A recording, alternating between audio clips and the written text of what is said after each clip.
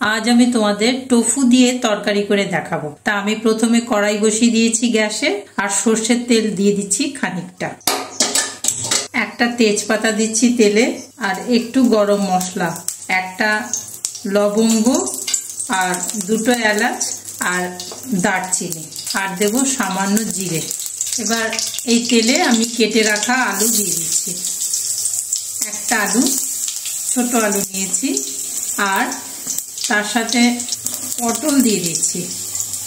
পটল কেউ যদি বাদ দিতে চান বাদ দিতে পারেন, আমি দিয়েছি। খুব একটা ভাজবো না, আর কেউ যদি পটল আগে ভেজে তুলে রাখতে চান সে নিতেই পারেন। এই অবস্থায় আমি ঢেকে 2 মিনিট পর ফিরে আসছি। ফিরে এলাম 2 মিনিট পর। পটল আর আলু ভাজা হয়ে গেছে। এবার এর মধ্যে দুটো কাঁচা লঙ্কা, আর ছোট একটা টমেটো, সামান্য একটু আদা, আর ছোট একটা পেঁয়াজ বেটে রেখেছি, সেটা দিয়ে দিচ্ছি। এবার কষিয়ে নেব ভালো করে মশলাটা। লবণ দেব স্বাদ অনুসারে, হলুদ দিলাম সামান্য। মশলাটা কষানো হয়ে গেছে, এবার সামান্য একটু জল দিয়ে দিচ্ছি। সামান্য পোস্ত বাটা দিচ্ছি।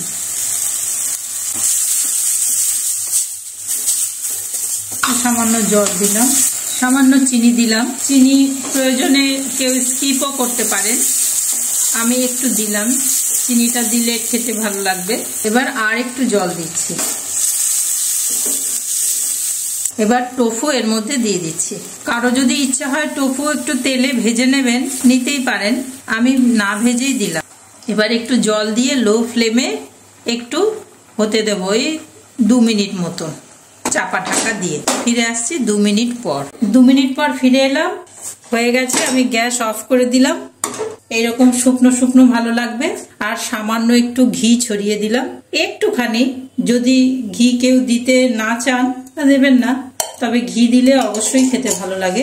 এইভাবে আপনারা করে খেয়ে দেখবেন বন্ধুরা, সত্যি খুব ভালো লাগে খেতে। আর নিত্য নতুন একঘেয়ে খাবারের থেকে এটা একটু আলাদা টেস্ট, এবং সাংঘাতিক উপকারী একটা খাবার। আর গোটা ভিডিওটা এইভাবে আমার সাথে থেকে দেখলেন বলে আপনাদের সকলকে অশেষ ধন্যবাদ জানাই। এইভাবেই আমার পাশে থাকবেন, আমার চ্যানেলটাকে এগিয়ে নিয়ে যেতে সাহায্য করবেন। লাইক আর কমেন্ট দিয়ে জানাবেন কিরকম লাগলো। যদি অন্য কোনো ভিডিও আমার কাছে দেখতে ইচ্ছে হয় আমাকে অনুরোধ করতে পারেন, আমি চেষ্টা করে দেখব। আর নতুন বন্ধু যারা সাবস্ক্রাইব করেননি, সাবস্ক্রাইব করে পাশে থাকবেন। পুরনো বন্ধুদের অশেষ ধন্যবাদ জানিয়ে আজকের মতন আসি তাহলে। বাই।